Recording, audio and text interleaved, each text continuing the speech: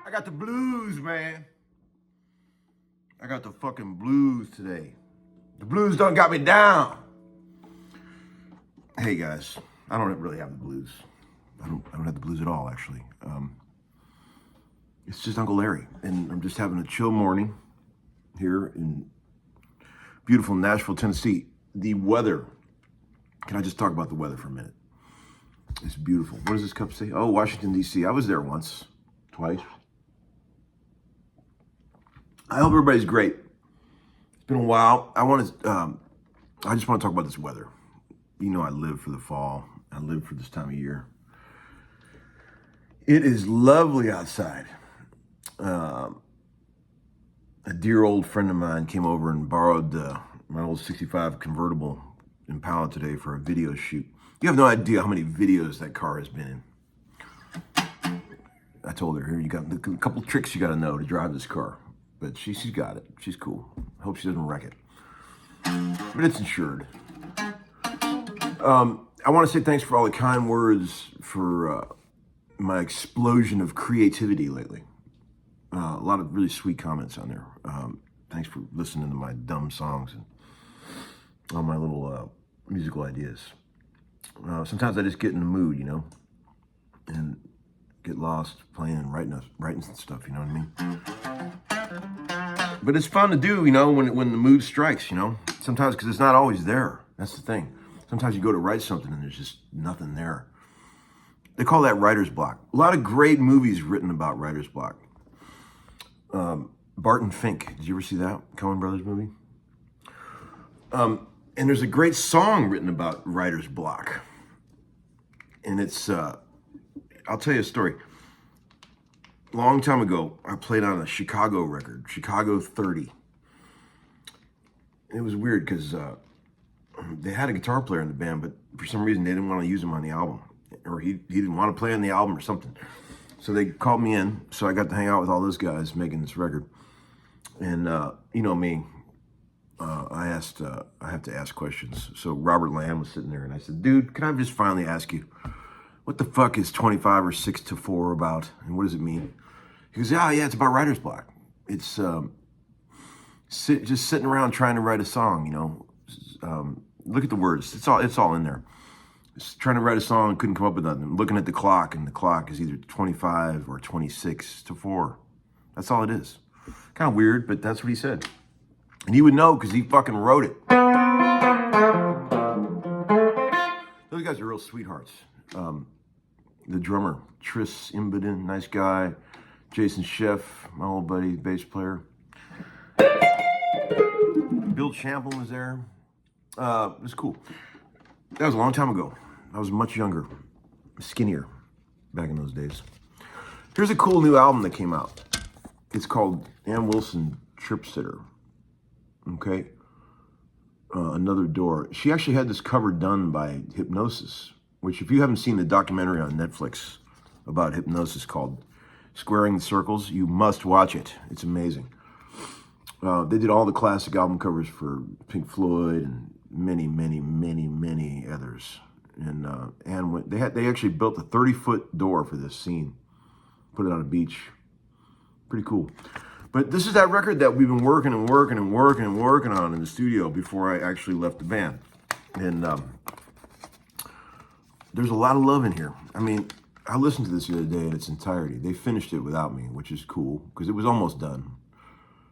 But a lot of Uncle Larry little compositions in here, if you guys are in the mood. A lot of little riffs I came up with. Some stuff you'll probably remember from the Homeskoolin episodes. But it's a really good record. You can feel the love in there. There's a lot. We were really trying to do something creative. And I played a lot of keyboards on this album. A lot of guitar. Let's see, songs to look for. I always thought This Is Now is quite beautiful. Track number 2, and Stranger in a Strange Land is quite nice. So yeah, if you're bored, check it out. A guy named Charles Faucher, who makes the Furious Slides, sent me this amazing Tres Hombres cover that's signed by the boys. Thank you for that, Charles. Very cool, man. That's definitely going up in the... And I've been signing... You know what I got to do today? I got to sign 1 million of these. See that little signature there with the silver Sharpie? They sent me boxes of these to sign, so I got to sign those. If you guys want to get a signed Trip to Witch record, you got it. You got it, man.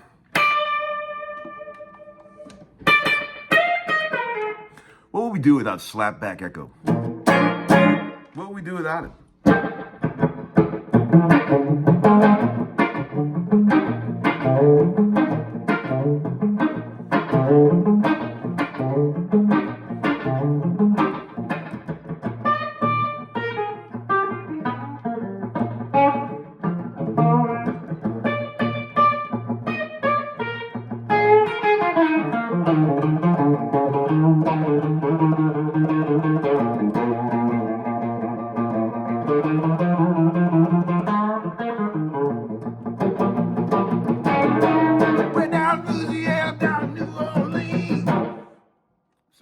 Sometimes the mood just strikes me, you know. Man, it's a beautiful day. I think I'm gonna enjoy this weather today. It kind of got me in a good mood. I got this pumpkin spice candle cooking here too. Check this out. And I've been listening to some Roxy music on vinyl this morning. The Avalon record, which I'm obsessed with. You guys know that record. Phil Manzanera's guitar playing on that record is fucking dope as fuck. Matter of fact, I texted Dave Stewart this morning and said, "Do you know Phil Manzanera?" Because I know Dave produced a couple of Brian Ferry records. I want to ask Phil Manzanera what the hell he used on More Than This. It's got to be a Strat, but just, man, the way he harmonic picks the clean sound with no dirt. And the echo, man, it's so cool. And the note choice, how relentless he just plays so ferociously through that track. You know, it's a pretty chill song. But I like it when guitar players, you know, play hard through something that's kind of soft sometimes. Because it shows an irreverence that's just really cool. And Phil Manzanera played some beautiful shit on that song. The whole album is great. 63, 335 here. The only one I ever kept out of all those million 335s I had, because this is a bad boy. And I just recently picked up this old Trini Lopez in a trade with some of the boys at Grooms. Let's see how it sounds compared to the Gibson, because I haven't even tried it yet. Here's an old, looks just like it. 65 Trini with the crazy batwing head start.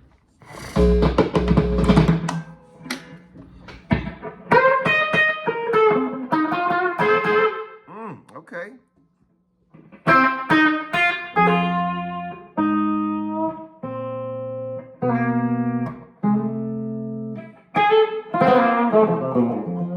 Guarantee you haven't thought about that.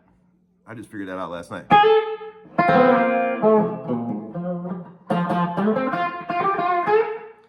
Been sitting around playing a lot of guitar. I've been really enjoying that Grooms Versatar thing that I bought. Man, that thing is awesome. You can play crazy stuff way up high on the guitar, and it's perfectly in tune. And man, you can play like mandolin shit up high, and it just sounds amazing. Really cool guitar. I went in the Grooms Saturday. I was hanging out there all day, and you know, George has showed me a few of those, and I play them, and I go, yeah, cool. But he handed me this one in this weird wood that they're making. I think it's called Nicaraguan. And I played 2 chords on it. I was like, I'll take this one. So cool, man. Such a great sound. It's like, it blows sound out. It's really weird how it projects. It's a whole different thing. You know, pretty cool, man. But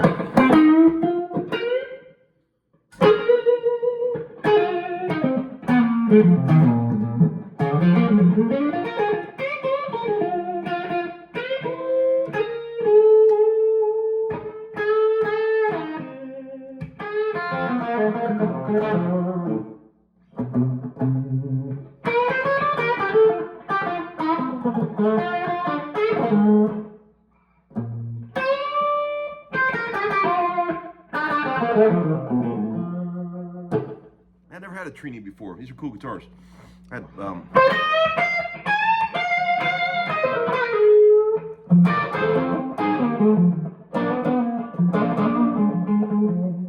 Dave Grohl thing. Dave Grohl. Okay, I got a few questions in the old VCB for you. Okay, let's see. That's a good way to get into a very affordable old 335 if a person wanted to go down that road. I mean, all your major appointments are there.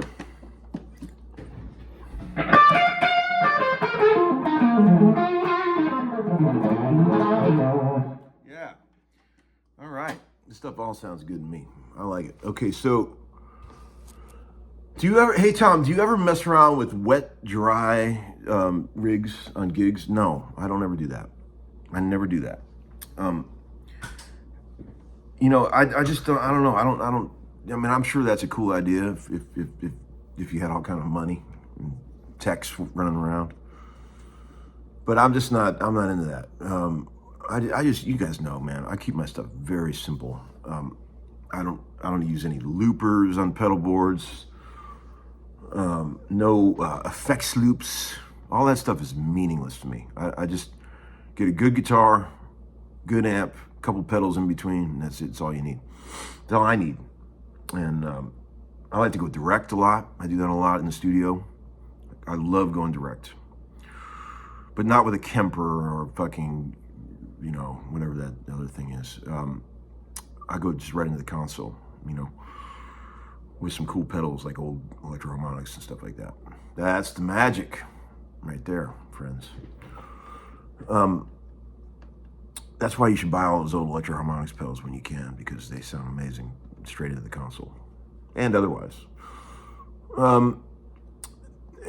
Hey Tom, do you ever use multi-channel amps for distortion? No, that's another thing I don't ever do.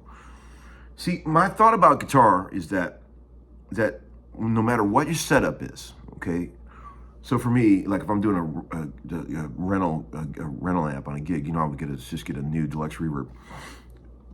I set it so that when you turn everything off, it sounds real clean and doinky, like the guitar on Green Onions by Booker T. Like if you can't get, you know, if you can't get,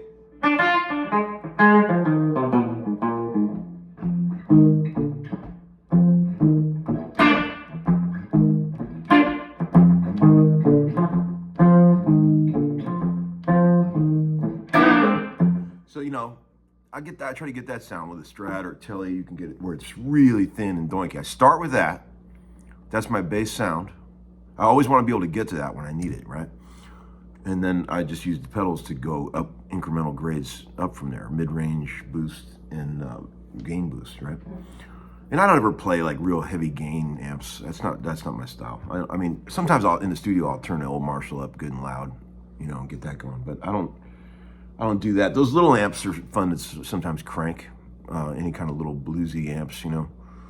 But this, you know, in my older days, I used to use Bogners and Diesels and things like that, goofing around. But even back in those days, I primarily used the clean channels on those, you know.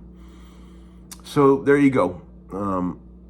That's what I do. I'm not suggesting that you do that, but that's what I do because you asked. Okay. What else was there? There was something else I was going to try to tell you.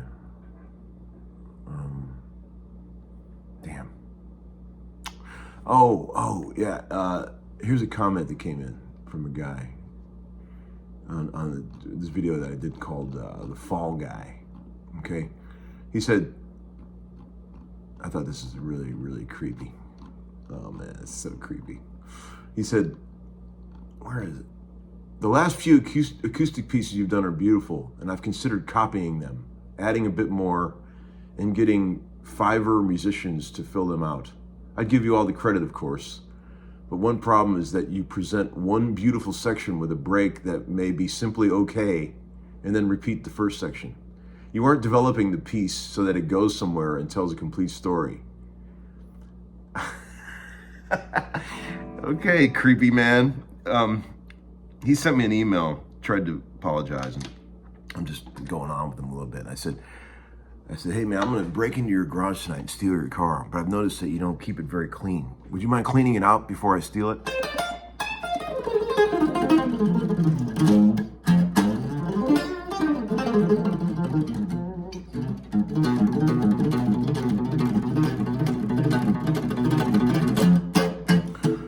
Pretty creepy, right? What's going on over in Israel? I was looking at the news, man. Craziness. Hope that shit all gets under control. We don't need another war, do we, people? No. All right, that's enough for today. I've kept you long enough. Thanks for watching. Thanks for hanging out. Early morning, Larry. Peace out, brothers.